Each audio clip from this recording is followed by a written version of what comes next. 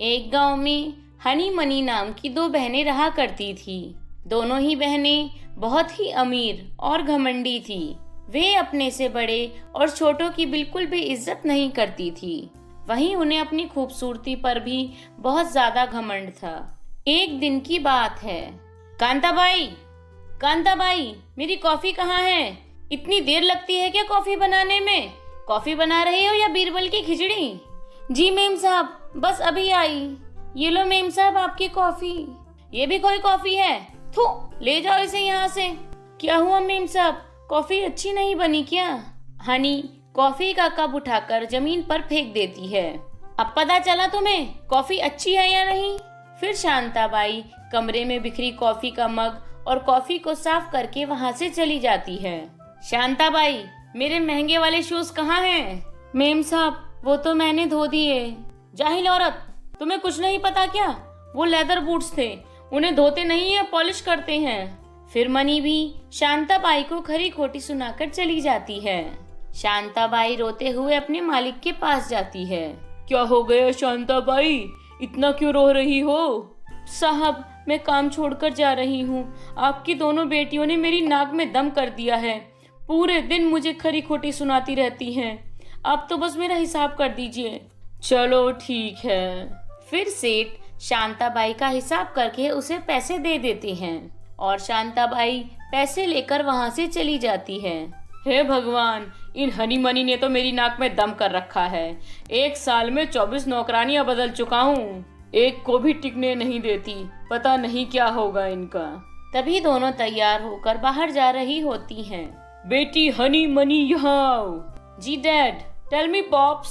पिता हूँ तुम्हारा, ये डैड और पॉप्स क्या लगा रखा है? पापा कहो। और ये क्या तरीका है नौकरों से बर्ताव करने का? अब तो शांताबाई भी काम छोड़कर चली गई, अब घर का काम कौन करेगा?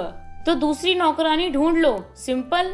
पॉप्स, आपके पास इतने पैसे हैं कि आप चाहो तो आज ही नौकरानी ढूंढ कर ले आओ। यू आर राइट सिस। चलो अब जल्दी से चलते हैं, हमें शॉपिंग के लिए बहुत देर हो रही है। अरे अरे हनी मनी सुनो तो।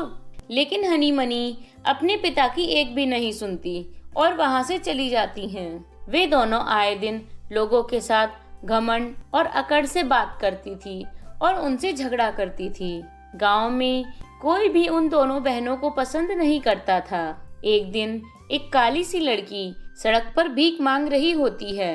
अरे दीदी सुनो ना, कुछ खाने को दे दो ना, मैंने बहुत दिनों से कुछ नहीं खाया, बहुत भूख लगी है। आप तो शॉपिंग करके आई हो ना, देखो मेरे कपड़े कितने फटे हुए हैं, मुझे कुछ कपड़े ही दे दो पहनने के लिए, भले ही पुराने दे दो, लेकिन दे दो ना।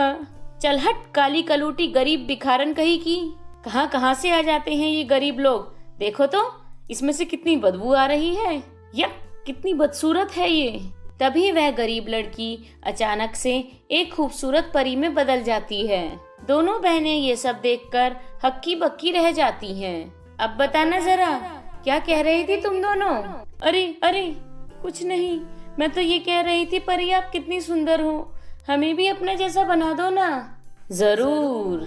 तभी परी अपनी छड़ी से जादू करती है और दोनों बहनें जितनी सुंदर थी वे दोनों उतनी ही बदसूरत बन जाती हैं। बहुत घमंड था ना तुम दोनों को अपनी खूबसूरती पर, अब अपने इस रूप के साथ घमंड करके बताना पृथ्वीलोक पर। मैंने पृथ्वीलोक के लोगों के बारे में बहुत कुछ सुना था कि यहाँ पर बहुत उदार दिल वाले लोग रहते हैं। मैं यहाँ पर लोगों की परीक्षा लेने आई थी, लेकिन जब मैंने तुम दोनों को देखा तो मेरा तो बिल्कुल भरोसा ही उठ गया।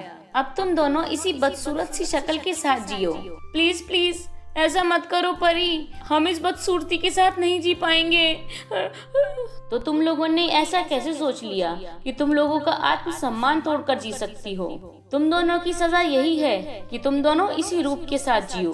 परी जी, हमें बहुत पछतावा है अपनी गलती का, प्लीज हमें माफ कर दो प्लीज। दोनों बहनों को रोता और गिड़गिड़ाता हुआ देखकर परी का मन पसीज जाता है। माफ करना, मैं तुम्हें पहले जैसा तो नहीं कर सकती, लेकिन मेरे पास एक उपाय है जिससे तुम दोनों फिर से खूबसूरत हो सकती हो। तभी परी जादू से 2 नेल पेंट हाउस प्रकट करती है। ये नेल पेंट हाउस है, इसमें दुनिया के महंगे से महंगे प्रोडक्ट्स रखे हैं और अंदर एक खूबसूरत सा ब्यूटी पार्लर भी है। तुम दोनों को यहाँ पर रहकर हर बदसूरत औरत का मेकअप करके उन्हें खूबसूरत बनाना है।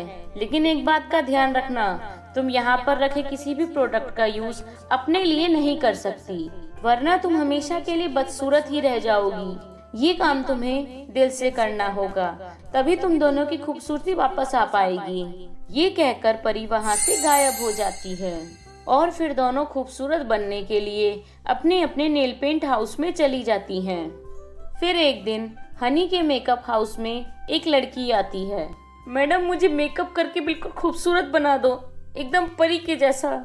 छी, ये कितनी बदसूरत है, लेकिन कोई बात नहीं, मैं ऐसा कर सकती हूँ। हनी उस लड़की का बहुत अच्छे से मेकअप करती है। आपका बहुत बहुत शुक्रिया, आपकी वजह से ही आज मैं इतनी खूबसूरत बन पाई हूँ। ऐसे ही उस पार्लर में जो कोई भी आता, हनी उसे पूरे मन से खूबसूरत बनाने में लग जाती थी। वहीं दूसरी तरफ मनी भी अपनी पूरी कोशिश कर रही थी कि उसके कारण कोई भी निराश ना हो। ऐसे एक साल बीत जाता है। दोनों बहनों ने पूरे साल लोगों की बहुत सेवा की थी, जिस कारण बदलते समय के साथ उन दोनों बहनों के मन का घमंड और मैल घुल जाता है और वे दोनों पहले की तरह ही खूबसूरत बन जाती हैं। इसके बाद अब वे दोनों लोगों के साथ हमेशा अच्छा व्यवहार करती थी और अब भी वे दोनों अपने नेल पेंट हाउस में आने वाली औरतों को दिल से खूबसूरत बनाने में लगी हुई थी। तो दोस्तों, कैसी लगी आपको ये कहानी? कमेंट सेक्शन में कमेंट करके जरूर बताएं। अगर वीडियो पसंद आई हो तो दोस्तों के साथ शेयर करें। अगर आपने अभी तक चैनल को सब्सक्राइब नहीं किया है तो फटाफट से सब्सक्राइब बटन दबा दीजिए। बाय बाय दोस्तों।